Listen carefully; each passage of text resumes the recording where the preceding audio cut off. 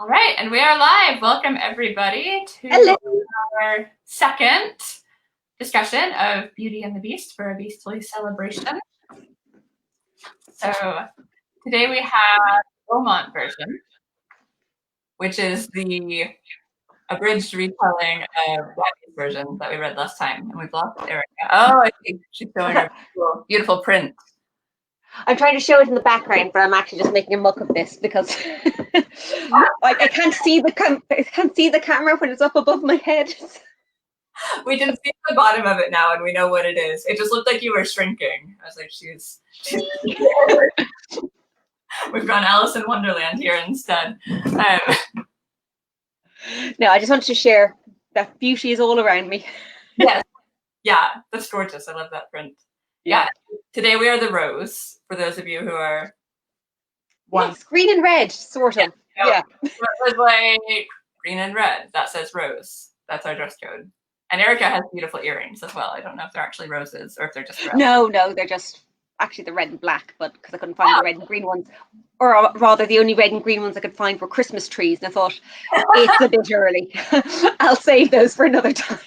Not quite time for the Christmas special yet, although now I think we should do a Christmas special. We're totally doing a Christmas special. Yeah, we'll dress up as trees then. It's a reasonable plan, right?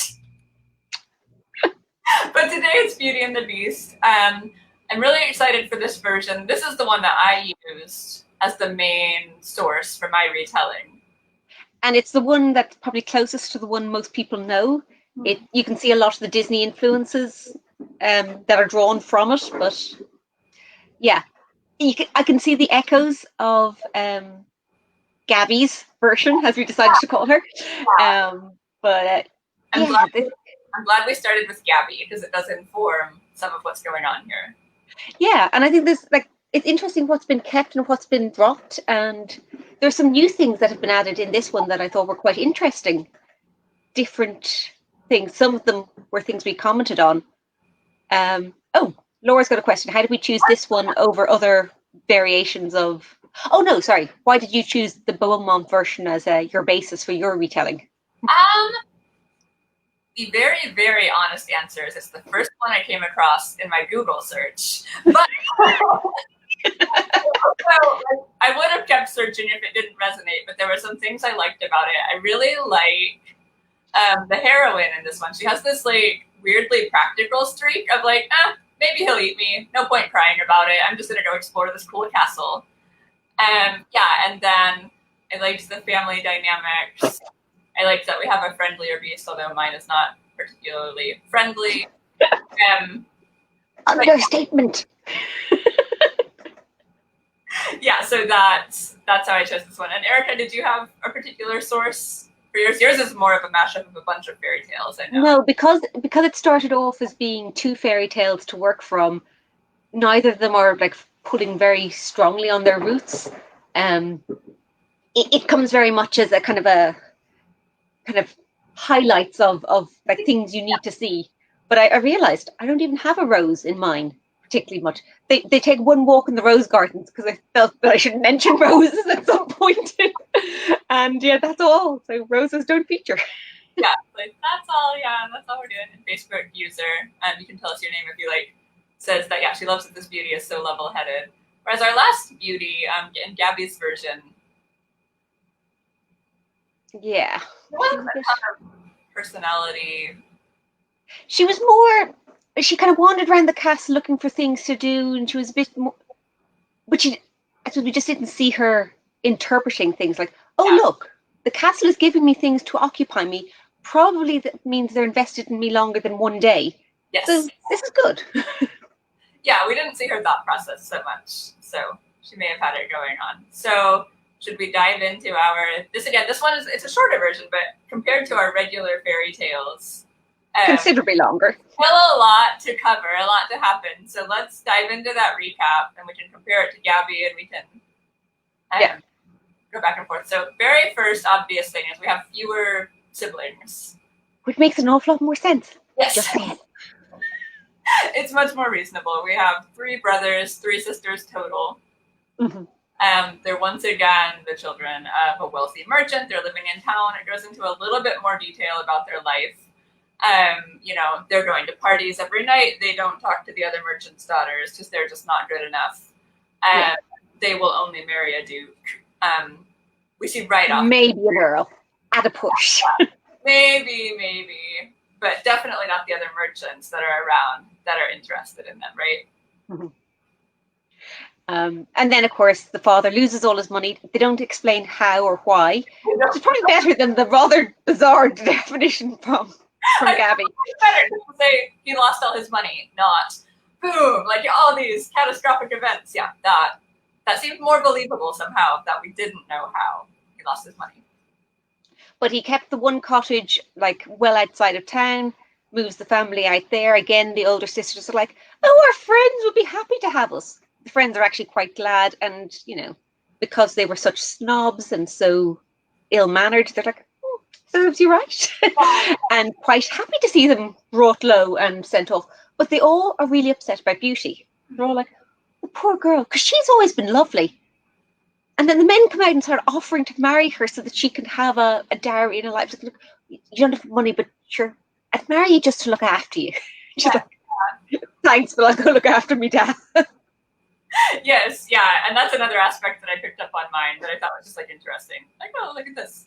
But yeah, and they have, I think the cottage is nicer in the video too, because it's mentioned she has a harpsichord, she has some books to read out in the country cottage. She's still getting up at 4 a.m. I think she brought some of those things with her. I don't know that they're like came with the household. But certainly there are no servants. No servants. The brothers once again are farming.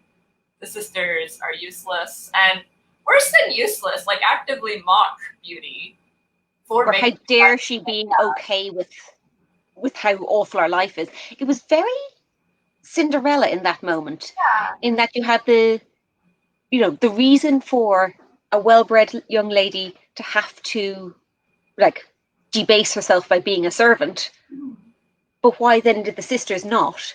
And basically it's just like because they were selfish and they decided they didn't have to, not because it was a stepmother saying, oh, my darlings don't have to do this. They just said, oh, I'm not doing that, leave her to it. And father probably should have done more, but he did nothing. So that becomes their life. And then, as in Gabby's version, he gets word, a ship has come in, you have, some of your goods have been restored to you, and the sisters once again say, demand all the money and the jewels and everything they can get their hands on, and imagine their wonderful life back among all their friends, being rich and important. Yeah, and Beauty, again, being practical in this version, realizes, like, even if he does get this money, it's barely enough to cover everything that the sisters have asked for. So she asks for nothing when pressed. She once again asks for a rose. She says, there's none around here. I really love them. It would be great. And he goes off to town and again gets tied up with the law, doesn't get to keep any of his goods. Now, from the way they suggested it here, I think it was probably because he had creditors that he left unsatisfied when he left town the first time. So they basically swooped in and said, money? Great, ours. There was none of the, we thought you were dead. Which also seems more realistic as well. Just basically, you owe us, we're taking it.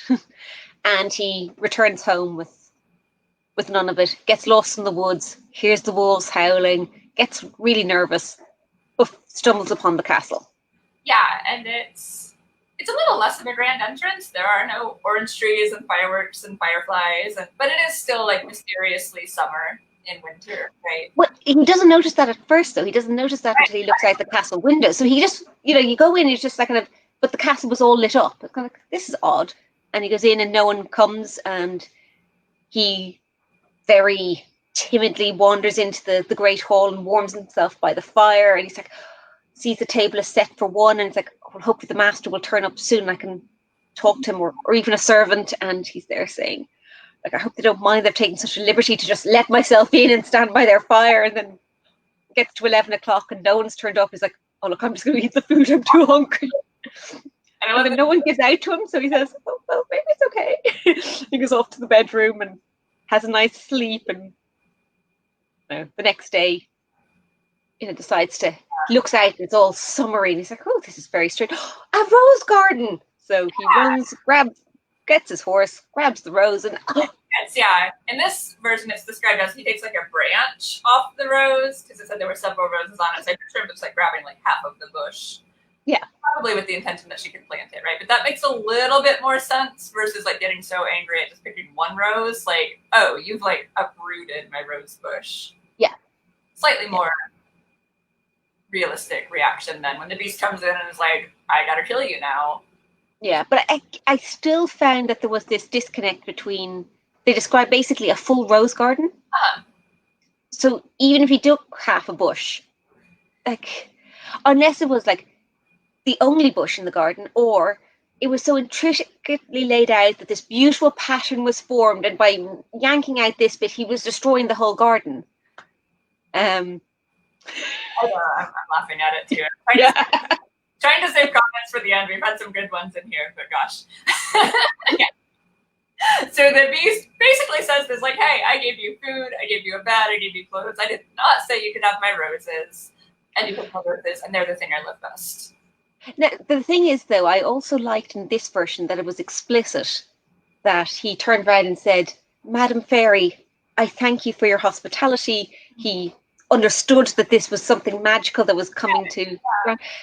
So he was very more gracious and thankful in this one than potentially he was in the previous. Less entitled, for sure. Yeah. But then, this is the very interesting part.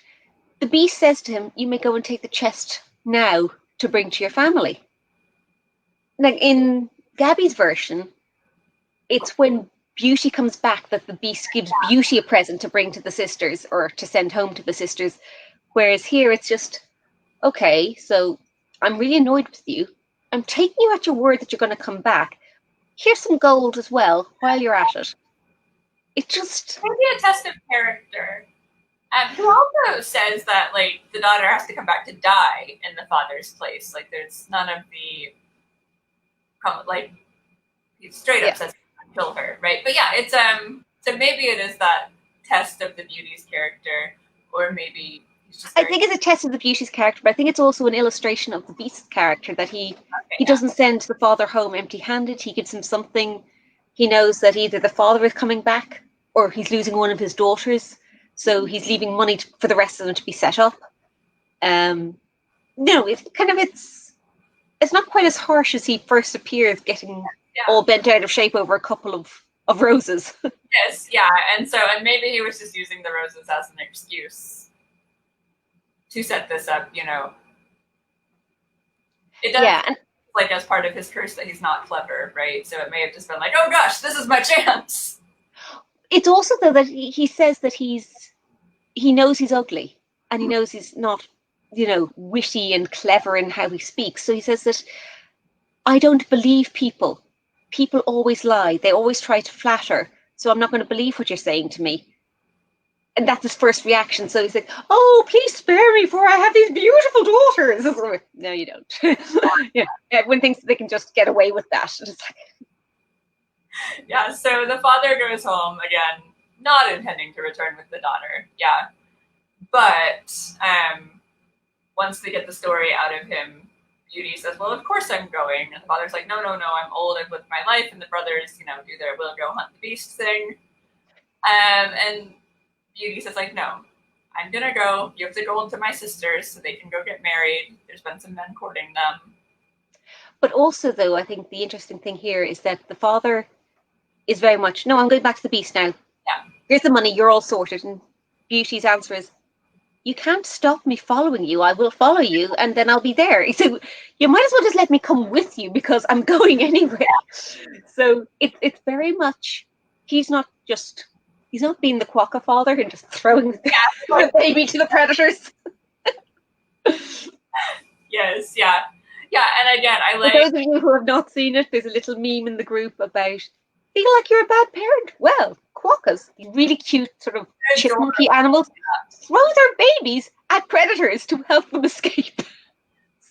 And I just kind of said, parallels with Beauty and the Beast. Yeah, so we decided that was our Beauty and the Beast. I want like an animated version, though, of that retelling with the quokkas. Quokka and the Beast. Yeah, Quokka and the Beast, absolutely.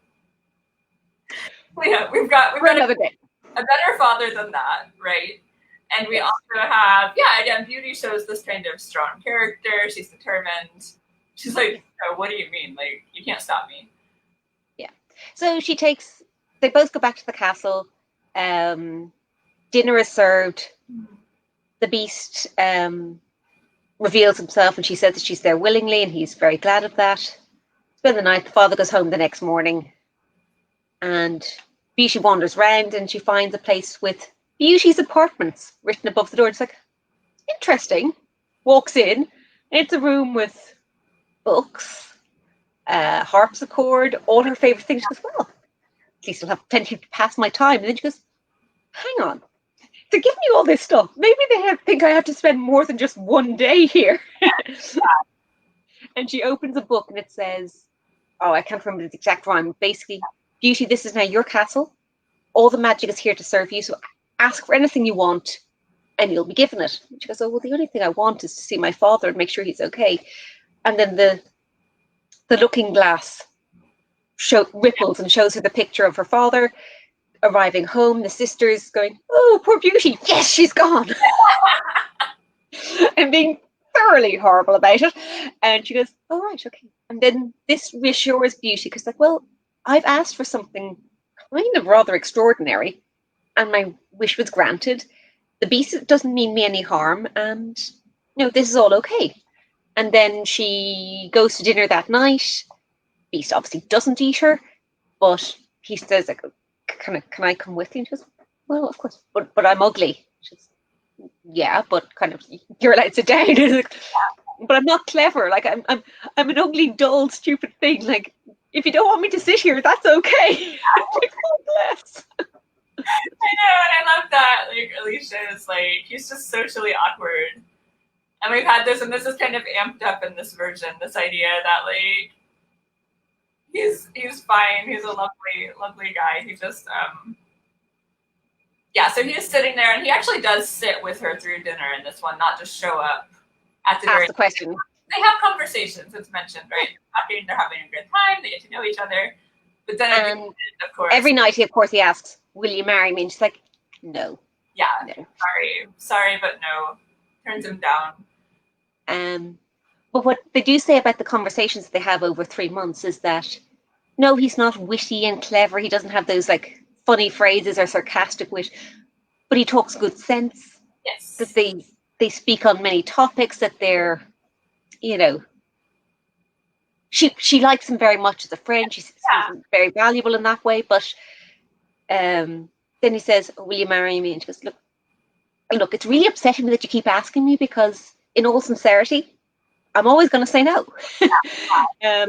You're a great friend, but that's all you got. That's it. Oh, I think we've skipped over. She also did have a dream about the fairy. Oh, yes, that's right. Telling her that, like, oh, everything is all right. Kind of the don't trust appearances thing.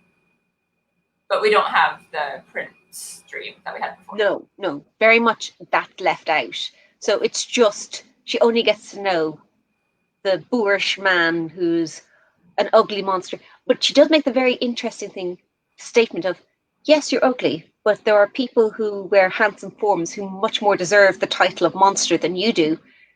And I would rather kind of your straightforwardness than their false faces. So yeah, which mirrors what he said. Like, we really do get this idea that, like, oh, they're good together. Yeah.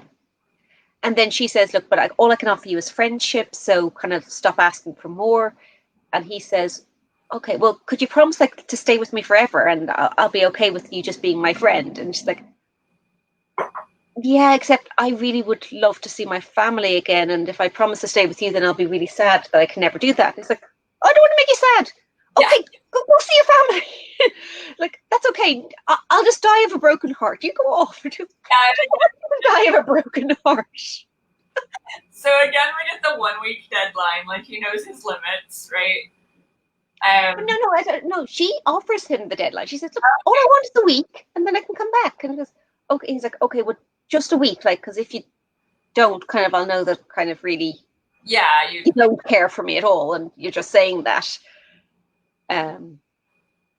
So she goes back home and promises she'll be back in the week. And the sisters turn up with their wonderful husbands, and they're not impressed that Beauty is there in her gorgeous gowns. And all these things have appeared in her room, and when she tries to give them to her sisters, they like disappear. They're clearly only for her. Yeah.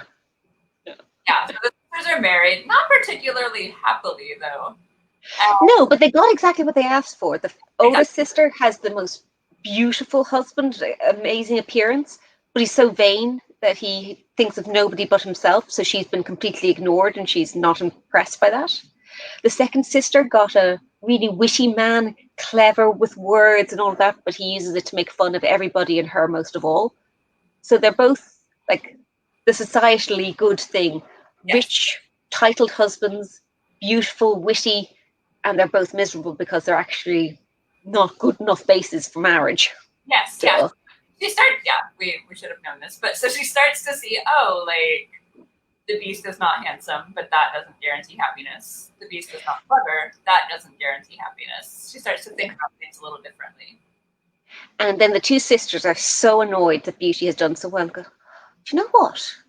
Maybe if we convince her to stay longer than the week, the Beast will get so annoyed with her that he'll devour her when she goes back. Yeah, we'll just murder her by proxy, which I love. Like Sarah made this point earlier, like Cinderella stepsisters all the way, because at this point they're just like straight up planning to kill her. Like they want her dead. It's really awful. Yeah, it's not enough that she's going to go back to the palace and never ever return. No, they want her dead. Yeah, just so they start acting very nice to her, right, to get her to stay longer. And also, Beauty is absolutely thrilled that her sisters are finally kind to her. And then when she's like, oh, my week's up, and they're like, oh, don't leave us yet, Beauty, stay a while longer. And she goes, oh my gosh, my sisters love me. Yay, I'll stay. She stays. Also, the brothers have joined the army, so that's why they're out of the picture. Yeah. So they got to go, fight, but they're not fighting the Beast. Yeah, so she stays. There's another couple of days, and then she has the dream where the prince or the Beast is dying. She goes, oh no, and then she realizes, you know what am I doing here? I've missed him. I haven't gotten to talk with him every evening. I miss our time together. He's a bit simple in many ways, but you know what? He's grand, and I like him. He's my good friend, and we had a very nice friendship. Yes. And then she goes to the palace. So she goes back to the Beast by leaving the ring off, and it magically transports her back. And she sits there, so good, I'm home. Goes down, waits all day, as you do when you're anxious to see someone. Goes, sits in her room, sits down for dinner at 9:00, waiting for him to turn up, because he never misses 9:00 dinner. And then he doesn't turn up. Now, 12 hours. She's been here 12 hours and she hasn't even looked for him. I mean, I kind of think if she'd looked for him first and then said, look, he'll be here by supper time, so I just have to wait and be patient. I can't force this. Or, if she had said, oh, Magic Castle, I wish to see the Beast. The Beast. Mirror. Yeah, that could have. So yeah, this is one of those, fairy tale logic moments where just yes. She should have been a bit more proactive. But finally it doesn't come. She looks for him.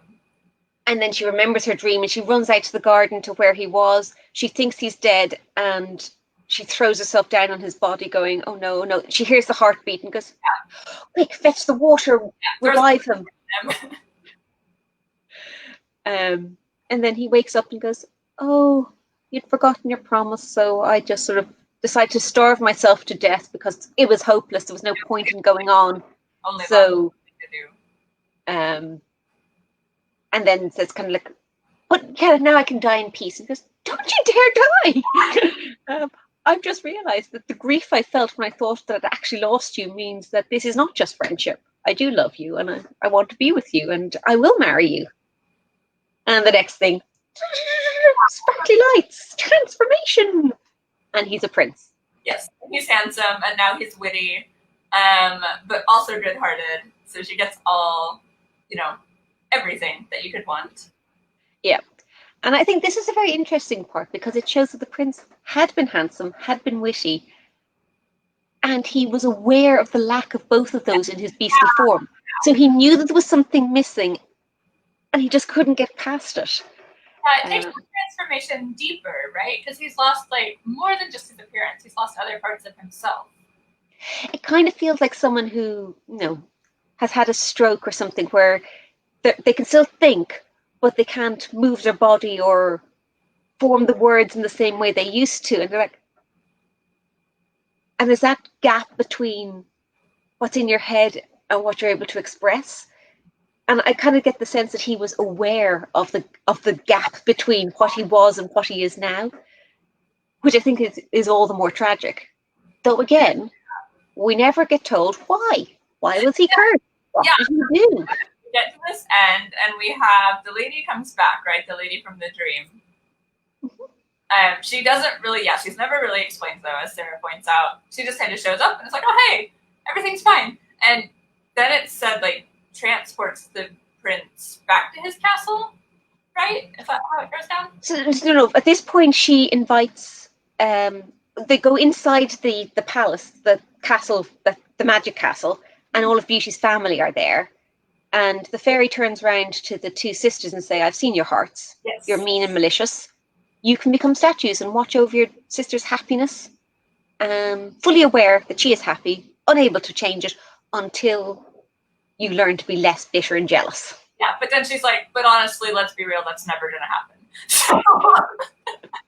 So yeah, they've become statues. So we get interesting change from Gabby's, right? Where the sisters actually are invited to the wedding. They all dance happily into the night. Yeah. Yeah, we get this kind of comeuppance. And again, this moral Laura pointed out earlier. I'll pull that comment up when we finish. That it is a bit more moralistic, right? Yes. Yeah, and absolutely. Then that's basically the end, right? Like. Yeah. But then, as you say, there is a transporting the prince back to his castle. So I kind of figured that this was the country retreat where they can hide the family embarrassment away, and then they went back to the real palace. So I'm like, did you transport the statues at the same time, or how are they going to witness Beauty's eternal happiness if they're left in the crumbling country castle? Just wasn't quite sure there. But I kind of assumed this castle was like the fairy's castle, like the mysterious woman's castle, because it was magical. So I think in my mind it's like, oh, she let him kind of come here and hide out. I kind of figured like it could be an interesting take that she was actually his fairy godmother, the Merryweather trying to lessen the curse. So the original curse was just that he would become a mindless beast, and she was able to slow the progression a little. But the only way to fully break it was to recognize. Yeah, so she takes him off to her castle and says, kind of hang out here. We'll see if we can find someone who can actually see past the exterior. But I'll encourage them without interfering enough. Alicia has a great idea. She says, for the sisters, maybe they set up the magic mirror for them. One of my thoughts here was that, like, as Beauty, do you really want to see, like, your sisters as statues outside your door every day? Yeah. Would that actually contribute to your happiness? Or would you be sad looking as you walk by so they'll never learn? I mean... Yeah, it's there are questions there. So yeah, let's go with that. They just like put a mirror in front of the statues. Done. Yes. Yeah. I kind of feel though that Beauty would be happier if she didn't know that had happened. If Beauty was whisked off to the castle and then the fairy turned around to the sisters and said, and by the way, as for the two of you. Yeah, because I mean Beauty is so very good hearted. She didn't really catch on to what the sisters were doing. Or if she did, it's kind of No, she didn't, but I think she could. I think she'd still be sad because even when her sisters were absolutely horrid to her, she still wanted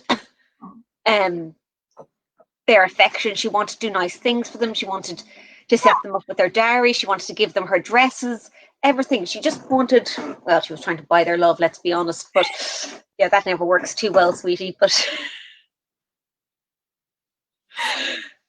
I feel that she could have. I can't see that she would have agreed to that as a punishment for them.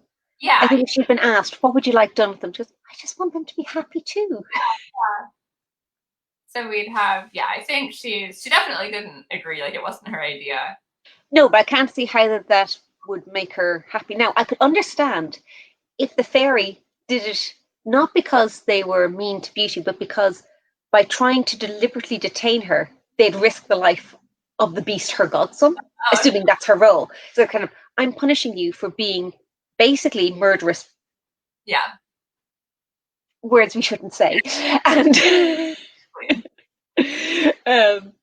that I can understand because that's a punishment, whereas just, you're mean people and beauty deserves to be happy.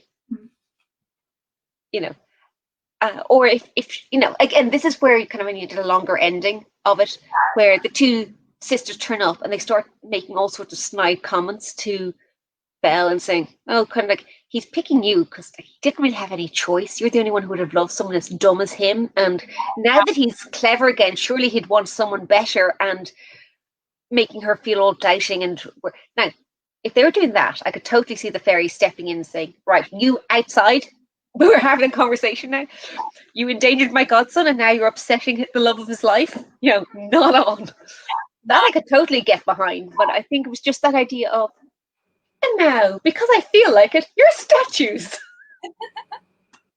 Yeah, and I love, okay, Sarah made a point here. Maybe the statues are like lions or something. Like, it doesn't look like the sisters. But the curse was done in front of her. That's the part, yeah, okay. Maybe though, if it doesn't look like her sisters, she won't be as reminded of them every time she sees and walks past them. But like, still, I mean, subtlety, Lady Fairy, subtlety. The fairy has no subtlety. The fairy, not her storm suit there. No, not so much. But so anyway, that brings us to the end of the story, and as you say, the moral of the story. And it cracked me up, the name of like the source of this, because as Laura pointed out, it was moralistic. It was the Young Mrs. Magazine, containing dialogues between a governess and several young ladies of quality, her scholars. Of quality, and they're scholars, so you know they're good. Yeah, it was very much, and that was always the commentary, that Le Prince took Gabby's work and turned it into, you know, it was also said that it wasn't just about, you know, appearances aren't everything. It was about arranging girls to be accepting of an arranged marriage. That you take who you're given and you make the best of it. And maybe you'll find lovely things in it after all. Look for other qualities, right? And let's see. And the young ladies of quality are aged 5 through 13, so they're really catching them young here. And like, it's like the prime of Miss Jean Brodie. Give me a child of 7 or 8, and she is mine for life. Yeah. And I love this. The governess's name in the story is Mrs. Affable. So, all around fun. Yeah, Ariella is saying like the fairies don't really need to be subtle. That is true. Yeah, we can be fair there. And I liked okay, yeah, so I'm gonna scroll back up and catch some comments here. You guys, if you've got further thoughts, let us know. Laura pointed out in KM Shay's retelling, there is kind of this fairy godmother character that changes the curse and lessens the curse. I remember that actually. Yeah, pretty sure. I think it was just meant to be a beast, right? And then she like salvages it a little bit. Yeah, so let's see. So overall thoughts on Beaumont versus Gabby versus everybody's conceptions of Beauty and the Beast.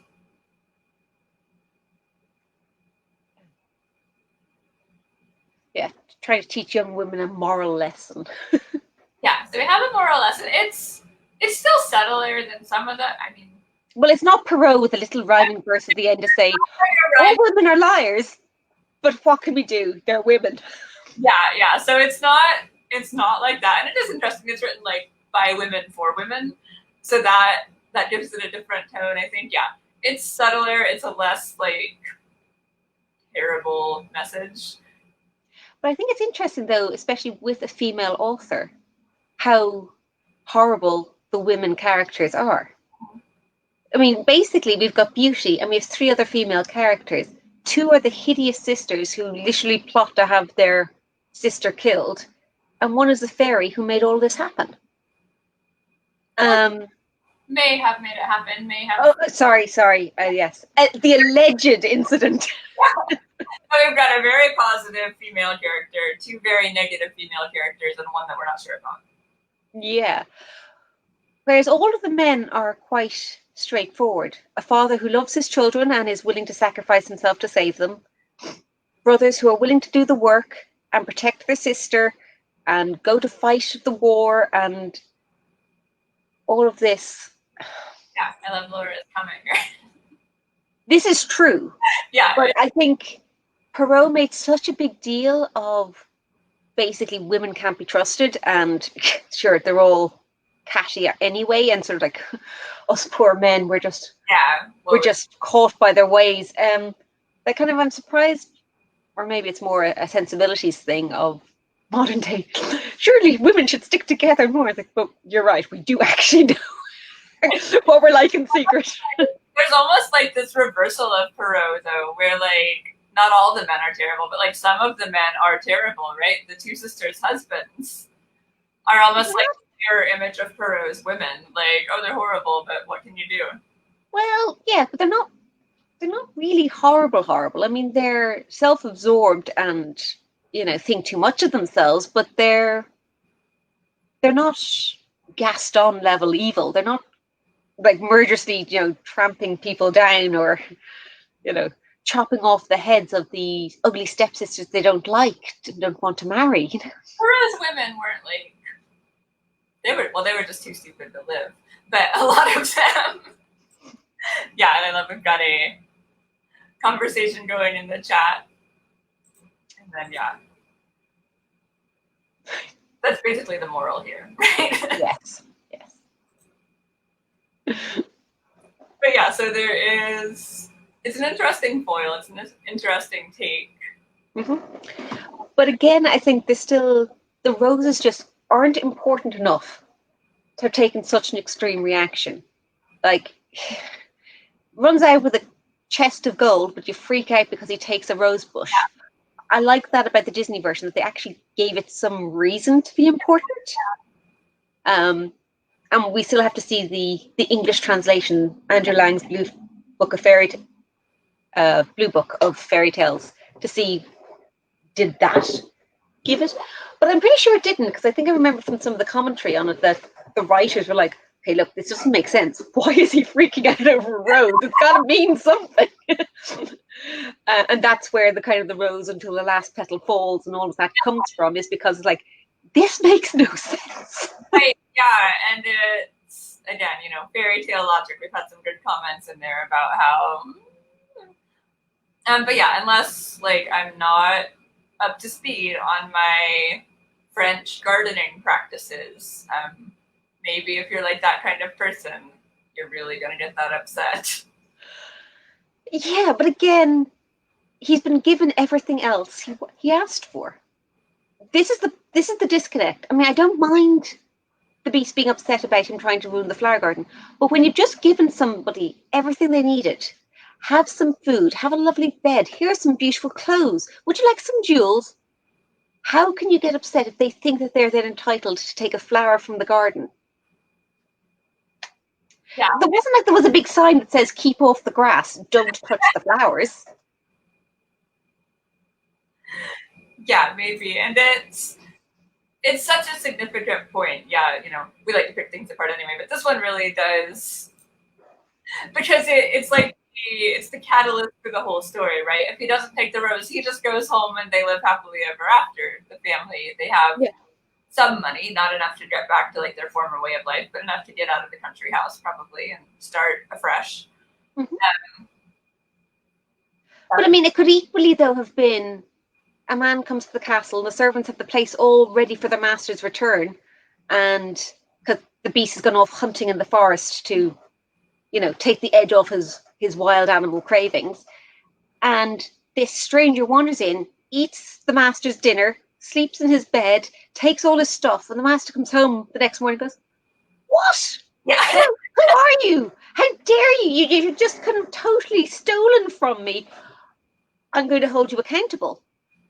And the rose could have just been one of the many things he took. Yeah. But the rose being the final straw, when he's willingly given him everything else. If you'd been thieving all the way up to it, and it's like, and now, and you even steal from my garden on your way out, you've taken everything, and I was going to let you walk away, and you just couldn't help yourself, you had to take something more. Fine. Help yourself, have whatever you want, except that I never warned you was off limits. Oh, figure out how this works. Flowers were so like they've been flowers are people who have tried to steal and been transformed. Is that the So kind of like Ursula's little slug garden. yeah, except more aesthetically pleasing. Yeah, so Laura makes the point that the Beast really does value this rose. He values it beyond anything in the universe. Sure, but my point is, how was the poor merchant to know that? There were no signs saying, this is my precious rose garden, keep out. And he's gladly handed over everything else thus far. It's like everything else was given at some level, but this was taken. So to the merchant, it doesn't feel that different, but to the Beast, maybe. And that's actually an interesting point because, yeah, he only took what was offered to him. Like, here is food, here is a bed. So he accepted hospitality as opposed to taking something, which is very different. But, you've said it now, but it's never really made as a point, as the distinction between you accepted, I offered you hospitality and you accepted it, but then you tried to steal from me by taking a rose. And I think Gabby may have touched on that. I think the Beast says some, like, one line. Yeah. I gave you everything and then you still try to take this from me. Yeah. So that... But I think maybe that's going back more to kind of the classical antiquity image of the laws of hospitality. If someone claims hospitality, then you have to treat them as an honoured guest. There's certain things you offer them, but then the guest is also bound by certain rules of etiquette and respect within the house. So the Beast is working to one code and the merchant is doing something different. Yes. I think if that was spelt out more, that there was this disconnect between what each of them thought was happening, that it would make more sense that, oh, I thought you were an honourable man. I offered you hospitality, and then you tried to steal from me, and so you're not an honourable man, and therefore you deserve a bad fate. Therefore you must die. It goes from 0 to 100 real quick there. Granted, you can't quite like put the rose back on the bush, right? It's not like, oh, we'll take this back. No, that's But again, it could be a case of something like if it was part of his curse. You must find an honourable person who can look beyond the exterior. So this is his test. He's trying to find honourable people. And, I thought you were an honourable person, and you're not because you're trying to steal from me. Darn it. But then by coming back with the daughter, he proves himself honourable, so now there's a hope again. Yeah, which again, none of this is in the story. I'm just like filling in those plot lines. Yeah, like we really want this rose to mean something, guys. Or just not to be quite such a randomly stupid thing to lose your life over. Just can't. All right, so yeah, it'll be interesting to see future versions, and then every retelling I read now, I'm gonna be like, okay, what you doing? And it's one of those, like, after you take a class on a subject, right, you never look at it quite the same way. That's how this is gonna be for Beauty and the Beast. What I really liked about this version was that she spent time with the Beast and came to appreciate him rather than having pretty much no interaction with him and spending all her time pining over the prince, whom she didn't realize was the same person. Oh gosh, no, Laura's gonna call us out. She's like, there's no clear versions. I left the rose out completely. There is no rose. That is not a part of the issue.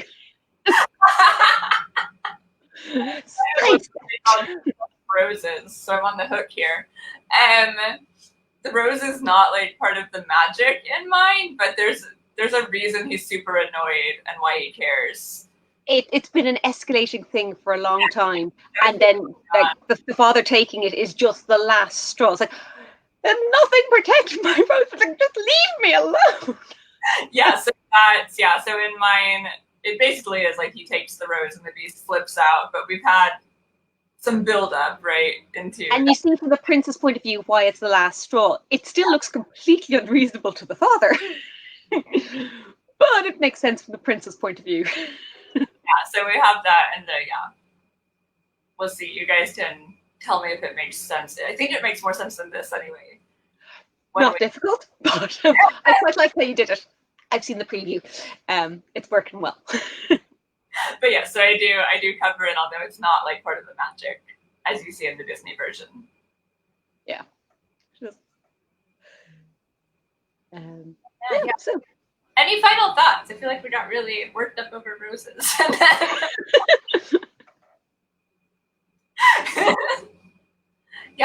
I like this one.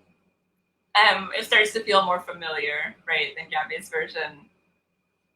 Yeah, though I like some of the hidden details of Gabby's version that we don't get here, like the dream sequence. I just would have preferred that it was more integrated into the Beast character, that kind of almost, it was a love triangle with the same person, like Lois Lane with her Clark Kent and her Superman going, who do I pick? Like, you don't have to. You do not have to pick. You can have them both. Same person, yeah. I liked all the dreams. Granted, the version of Gabby's we read was longer. I liked the imagery. The castle was described in greater detail. You know, we have the birds and the fantastical gardens and the fireflies. I suppose if you do go and spend 200 pages on the story, there's more space for detail. It's perfect. It's perfect.